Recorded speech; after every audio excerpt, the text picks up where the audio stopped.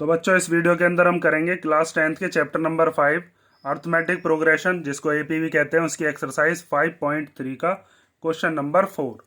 तो question number 4 हमें दिया है how many terms of the AP, एक एपी हमें दे रखी है, must be taken to given a sum of 636।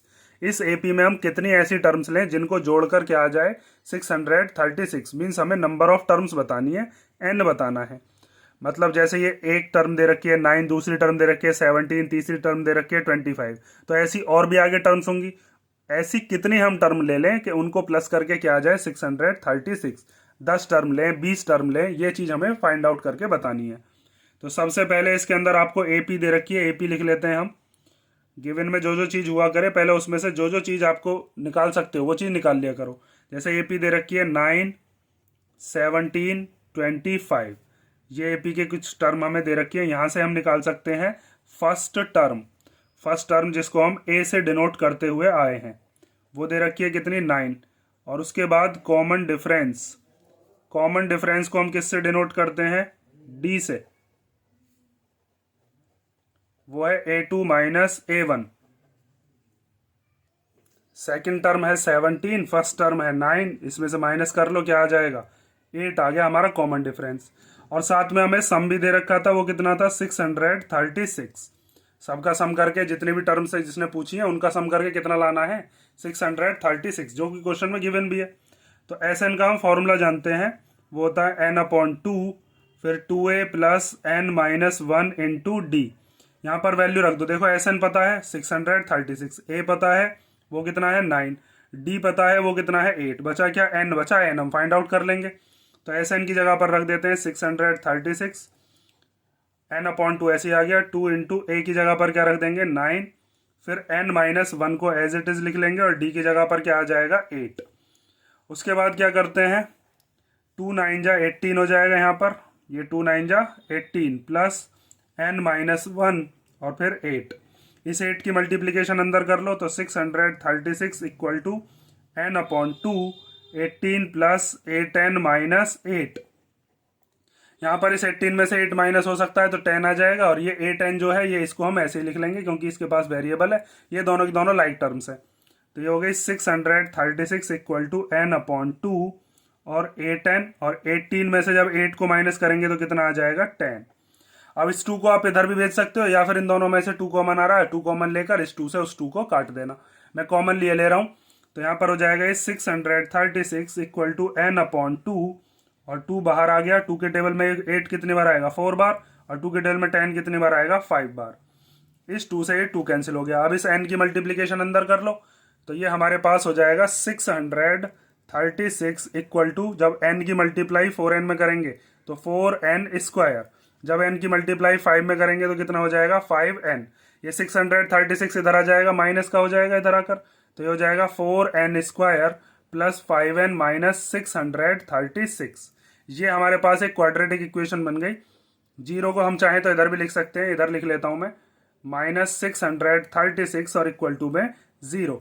अब क्वाड्रेटिक इक्वेशन को सॉल्व करना हम पिछले चैप्टर में सीख चुके हैं। 2 तरीके होते हैं, या तो मिडिल टर्म स्प्लिट से कर लेंगे या फिर इसमें क्वाड्रेटिक फॉर्मूला लगा देंगे। तो मैं इसको दोनों ही मेथड से आपको बताता हूँ, एग्जाम में हो सकता है आपको कौन सा क्लिक कर जाए। तो हम इसको पहले करते हैं मिडिल टर्म स्प्लिट से। तो मिडिल टर्म स्प्लिट कैसे करते हैं वो आप जानते हो। ये जो बीच वाला नंबर होता है इसके हम टुकड़े करते हैं, और टुकड़ा करने के लिए हम क्या करते हैं, ये जो यहाँ पर हमारे पास कांस्टेंट टर्म दे रखी है 636, इसकी मल्टीप्लाई करते हैं जो स्क्वायर वाली टर्म होती है उसके कोएफिशिएंट से। तो 636 की मल्टीप्लाई कर लो पहले 4 में, ठीक है। इधर मैं रफ का करके दिखा रहा हूँ आपको। 636 की मल्टीप्लाई कर लेते हैं 4 में तो कितना आएगा 4 6 जा 24 का 4, फिर कैरी बचा 2, 4 3 जा 12 और 2 कितने हो गए 14, 14 का 4 कैरी 1, 6 4 जा 24 और 1 कितना हो गया 25। मतलब 2544 आना चाहिए ऐसे दो नंबर्स की मल्टीप्लाई करके। तो हम क्या करते थे फिर उसके लिए, इसका क्या निकालते थे हम फैक्टर निकालते थे। तो 2 के टेबल में आ जाएगा 2 1 जा 2, 2 2 जा 4, 2 7 जा 14 और 2 2 जा 4। फिर 2 से कैंसिल करते हैं 2 6 जा 12, 2 3 जा 6 और 2 6 जा 12। फिर 2 से करते हैं 2 3 जा 6, 2 1 जा 2, 2 8 जा 16।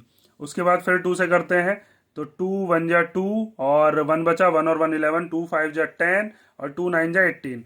अब ये 3 से कैंसिल हो सकता है, 3 5 जा 15 और 3 3 जा 9, और फिर 53 अपने टेबल में आता है 1 बार। तो अब देखो यहाँ पर ये जो सारे के सारे नंबर्स हैं यहाँ से लेकर यहाँ तक, 2 2 जा 4, 4 2 जा 8, 8 2 जा 16, 16 3 जा 48, और 48 और 53 का जब हम डिफरेंस निकालेंगे, 48 माइनस 53 कितना हो जाएगा 5, और 48 में जब हम 53 की मल्टीप्लीकेशन करेंगे तो यही तो आएगा, क्योंकि इसी के तो फैक्टर्स हैं ये, 2 5 4 4 के ही तो फैक्टर्स थे, 48 और 53 की मल्टीप्लाई करके ही आएगा। तो हम सीधा सीधा यहाँ पर क्या लिख लेते हैं, 53 माइनस 48, ठीक है, यहाँ पर क्या है ये 53 माइनस 48, तब आएगा ये 5, ठीक है। अब आगे देखो, तो अब यहाँ पर 4n स्क्वायर प्लस 53 की जब n में करेंगे तो 53n, फिर 48 की जब n में करेंगे तो minus 48n minus 636 equal to में 0। शुरुआत के दोनों में से और आखिर के दोनों में से कॉमन लेते हैं, तो शुरुआत के दोनों में से क्या चीज़ कॉमन आ रही है, बस n कॉमन आता दिख रहा है। तो यहाँ पर क्या बचेगा 4 और n, भाई एक n तो कॉमन ले लिया, 4 बचा और एक n बचा। यहाँ पर क्या बचा, यहाँ पर बचा 53। इन दोनों में से क्या कॉमन है, एक तो माइनस कॉमन है। और हम देख लेते हैं कि 636 और 48 में से क्या चीज़ कॉमन आएगी। तो आप बस 636 पर ध्यान दो, यहाँ पर है ये 636, उसके फैक्टर हमने कर रखे हैं। उसके फैक्टर क्या क्या हैं, 2 2 3 और 53। तो देखो 2 3 जा 6 और 6 2 जा 12, भाई 2 2 जा 4 और 4 3 जा कितना हो गया 12। तो 12 देखो इसके पास भी है 48 के पास और इसके पास भी है, बचेगा क्या, इसके पास 53 बचेगा। तो हम दोनों में से क्या चीज़ कॉमन ले लेते हैं, 12। 12 जब कॉमन आप ले लोगे तो यहाँ पर क्या बचेगा, 12 4 जा 48 होते हैं, ये वाला n बचेगा। जब आपने 636 में से, भाई इतने में से आपने 12 कॉमन ले लिया, मीन्स 3 ले लिया, 2 ले लिया और 2 ले लिया, तो बचा क्या, बस 53 बचा। तो यहाँ पर क्या बचेगा, प्लस 53, क्योंकि माइनस तो दोनों में से कॉमन आ गया ना, और इक्वल टू में 0। अब 4n प्लस 53 दोनों में से कॉमन आ जाएगा, क्योंकि दोनों ब्रैकेट बिल्कुल सेम लाने होते हैं। और बचा क्या, n माइनस 12, और इक्वल टू में क्या लिख देंगे 0। एक बार इसको 0 के इक्वल रखते हैं, तो जब हम 4n प्लस 53 को 0 के इक्वल रखेंगे तो 4n इक्वल टू हो जाएगा माइनस का 53, और n की वैल्यू क्या हो जाएगी, माइनस 53 अपॉन 4। इसको हम कर देंगे नेगलेक्ट, क्योंकि n ना तो फ्रैक्शन में होता है और ना ही नेगेटिव होता है। उसके बाद हम रखते हैं n माइनस 12 इक्वल टू 0। तो n की वैल्यू कितनी आ जाएगी यहाँ से, प्लस का 12, ये हमारी सही वैल्यू होगी। और इसके आगे क्या लिख दोगे, ये इसको हमने कर दिया neglected, because number of terms is never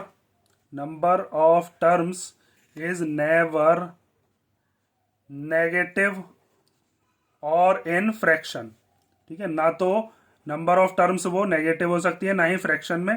ये चीज़ मैंने आपको कई सारे क्वेश्चंस में डिटेल में बताई हुई भी है।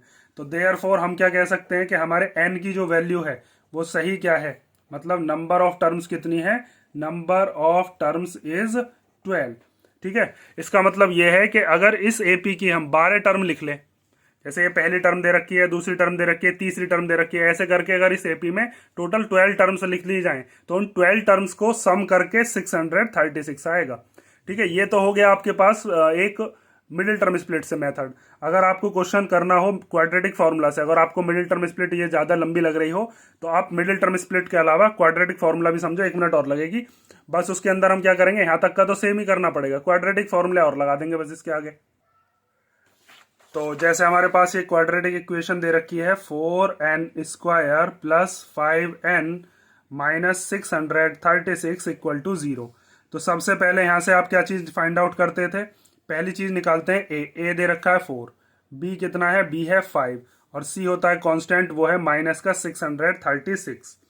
उसके बाद हम निकालते थे डिस्क्रिमिनेंट, और डिस्क्रिमिनेंट निकालने के लिए हमारे पास एक फॉर्मूला होता है, कैपिटल D से डिनोट करते हैं ना इसको, b स्क्वायर माइनस 4ac।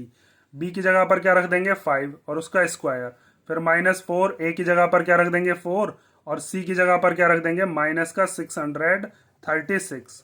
5 का स्क्वायर हो गया 25, ये माइनस और ये माइनस मिलकर हो गए प्लस, 4 4 जा हो गया 16, और 16 की मल्टीप्लाई 636 में करनी पड़ेगी। तो इन दोनों की मल्टीप्लाई कर लेते हैं, 636 की मल्टीप्लाई 16 में, तो 6 6 जा 36 कैरी 3, 6 3 जा 18 और 3 कितने हो गए 21, 21 का 1 कैरी 2, 6 6 जा 36 और 2 कितने हो गए 38, फिर 1 6 जा 6, 1 3 जा 3 और 1 6 जा 6, ये 6 आ गया, 6 और 1 हो गया 7, और फिर यहाँ पर 8 और 3 हो गए 11 का 1 कैरी 1, 6 और 3 9 और 1 कितना हो गया 10। तो ये आ गया 10176। अब इसके अंदर हमें क्या करना है, इसको प्लस कर देना है 25 को। तो 25 में प्लस कर देता हूं यहीं पर। तो ये हो जाएगा 6 और 5 11 का 1, कैरी 1, 7 और 1 8 और 2 10 का 0, कैरी 1, 1 और 1 2 0। तो ये आ गया 10201। अब n की वैल्यू फाइंड आउट करने के लिए हमारे पास जो फॉर्मूला होता है वो होता है -b plus root D upon 2a, और एक होता है -b minus root D upon 2a। ठीक है, एक बार प्लस लेते हैं एक बार माइनस लेते हैं। क्वाड्रेटिक इक्वेशन वाला चैप्टर आपने कर ही लिया होगा। अब उसके बाद क्वालिटी थोड़ी वो हो गई होगी, लाइट चली गई है, ध्यान से देखते रहना। ठीक है, -b की जगह पर क्या रख देंगे 5 प्लस रूट डी, डी की जगह पर क्या आ जाएगा 10201, और अपॉन में 2 इंटू ए की जगह पर क्या रख देंगे 4। ऐसे इधर -5 प्लस अंडर रूट 10201 और अपॉन में 2 इंटू 4। अब ये 10201 किसका होता है, ये 101 का स्क्वायर होता है। ठीक है, आप चाहो तो ये चीज करके देख सकते हो। लॉन्ग डिवीजन मेथड भी आपने 8th क्लास में किया होगा, अगर किसी को नहीं आता तो आप बता देना। लॉन्ग डिवीजन मेथड में हम क्या करते हैं, पीछे से इन दोनों का पेयर बनाते हैं, इन दोनों का पेयर बनाते हैं और इसका बनाते हैं। ठीक है, चलो मैं बता ही देता हूँ। तो सबसे पहले हम देखते हैं इससे पहले किसका स्क्वायर आता है 1 से पहले, या 1 ही किसी का स्क्वायर होता है क्या। तो हम लिखते हैं 1 होता है 1 का स्क्वायर। तो 1 1 जा कितना हो गया 1, 1 में से 1 को माइनस करते हैं कितना आता है 0। फिर उसके बाद नेक्स्ट वाला पेयर उतारते हैं नीचे, नीचे क्या उतारेंगे हम यहाँ से 0 2, पूरा पेयर नीचे आता है। उसके बाद आप क्या करते हो, इस 1 और इस 1 को करते हो प्लस, 1 और 1 को प्लस करके क्या आ गया 2, 2 के आगे ऐसा कोई नंबर लगाते हैं कि 2 ही आ जाए, तो या 2 से छोटा आ जाए। तो 2 के आगे हम कुछ भी लगा लें 2 नहीं आ सकता। लगाने का मतलब क्या है, जैसे अगर आपने 2 के आगे सबसे छोटा नंबर 1 लगाया तो 1 से ही मल्टीप्लाई करते थे आप, 21 आता था। 2 के आगे अगर आपने 2 लगाया तो 2 से ही मल्टीप्लाई करते हो, तो फिर कितना आ जाएगा 44।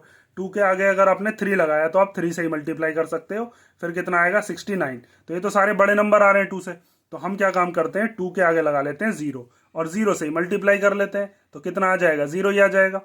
तो यहाँ पर 0 लगा दिया, यहाँ पर भी क्या लगा दिया 0। तो यहाँ पर कितना आ जाएगा 20 0 0। उसके बाद 2 में से 0 गया तो कितना बचा 2, ऊपर से ये वाला पेयर उतारते हैं फिर नीचे, तो नीचे आ जाएगा 0 1। अब 20 में ये 0 प्लस करेंगे तो कितना आएगा 20। अब 20 के आगे ऐसा कुछ लगाओगे 201 आ जाए, तो 20 के आगे 1 लगा लेते हैं, 1 से ही मल्टीप्लाई कर लेंगे। 1 1 जा 1, 1 0 जा 0 और फिर 2। तो यहाँ पर भी 1 और यहाँ पर भी 1, ये आ गया 201। ठीक है, ये मैंने आपको लॉन्ग डिवीजन मेथड जो था वो चीज़ समझाइए। ये चीज़ आपने 8th क्लास में भी कर रखी होगी डिटेल में पूरे। तो हम इसको लिख सकते हैं -5 प्लस ये किसका होता है, ये होता है 101 का, और अपॉन में क्या आ गया 8। इधर भी ऐसे ही आ जाएगा -101 अपॉन 8। तो इसमें से इसको माइनस करेंगे तो कितना आएगा 96, ये माइनस ये प्लस है, अपॉन में 8, इससे इसको कैंसिल किया तो 12 आ गया। यहाँ पर ये हो जाएगा माइनस का 106 अपॉन 8, 8 से इसको कैंसिल करेंगे तो कितना आएगा 53।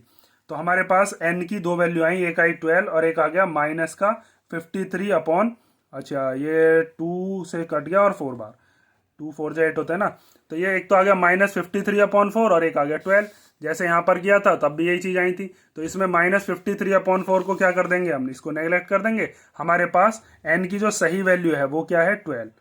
ठीक है, तो आप कोई सा भी मेथड लगा सकते हो। अगर आप मिडिल टर्म स्प्लिट से करना चाहो तो आपका ये वाला सॉल्यूशन हो जाएगा, और अगर आप चाहते हो कि नहीं हमको मिडिल टर्म स्प्लिट जो है उसमें थोड़ी दिक्कत है तो आप चाहो तो ये क्वाड्रेटिक फॉर्मूला लगा सकते हो। फॉर्मूले में सिंपल बस आपको वैल्यूज रखते जाना है।